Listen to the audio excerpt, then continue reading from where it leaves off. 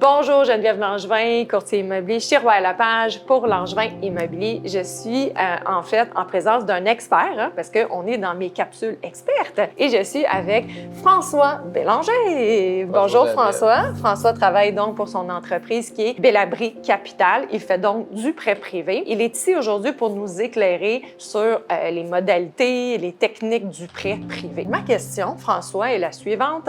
Disons que j'ai déjà un prêt sur une propriété, un prêt avec une banque, un prêt conventionnel. Exemple, je décide de faire du condo. C'est vraiment un exemple, ça aurait pu être plein de choses, optimiser un plex. Mais en fait, effectivement, je voudrais optimiser mon plex, mais le mettre en condo indivise. Je dois donc rénover. Les bas revenus actuellement, les banques, donc déjà là, m'ont prêté 50 % de la bâtisse parce que j'avais pas des bons revenus, mais que ça me prend 250 000 pour rénover mon 5 logements.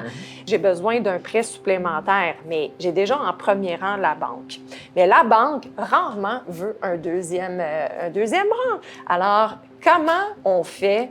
Parce que j'imagine que tu dois publier, si tu vas avoir des garanties, etc. Donc, c'est quoi le procédé pour ça? Plusieurs façons d'y arriver. Dans la plupart des contrats de prêt, même dans nos contrats de prêt, c'est la même chose. On n'accepte pas un rang subséquent, c'est-à-dire quelqu'un qui vient se mettre derrière nous. Ouais. Cependant, en fonction de la relation que vous avez avec votre banquier, c'est une discussion que vous pouvez avoir. Regarde, j'ai un projet, je sais que ça ne rentre pas dans vos critères. Je vais aller chercher un prêt privé de tel montant pour réaliser tel projet. C'est des choses qui se discutent. C'est des choses qui se discutent. OK. Dans la pratique, tu me donneras oui. En fonction de la relation avec laquelle vous avez, je l'ai fait dans plusieurs dossiers. Ah bon? J'ai des clients qui ont eu le OK, même vous n'aurez pas d'écrit. Ils ne veulent pas se mouiller, mais c'est des choses qui se discutent quand même. Dans la pratique, ça fait quand même des années qu'on fait des prêts de deuxième rang.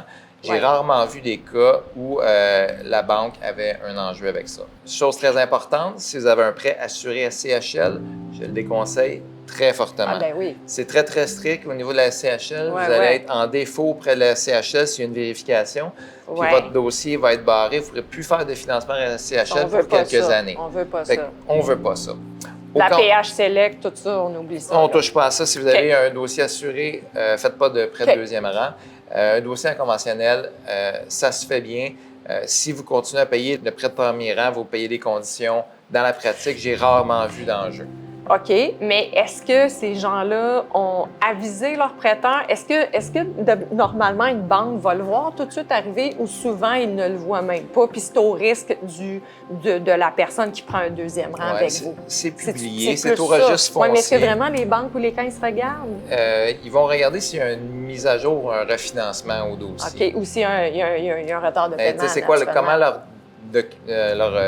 département de conformité est diligent là-dessus, je ne peux pas me prononcer. Mais j'ai comme l'impression que la plupart des gens qui ont fait ça, ils n'ont pas avisé leur banque ou leur caisse. C'est recommandé de le faire. Rendu là, si les gens ne le font pas, c'est... oui, c'est pas de ton essor. Ils prennent le risque. C'est tout, là. OK, parfait. Bon, ben, en tout cas, c'est intéressant. Bon, bien, écoutez, merci encore, François, pour tout. Plaisir. Merci à vous. Partagez nos capsules. Donnez-nous des suggestions. Ça me fait toujours plaisir de les entendre. Et sur ce, bonne journée.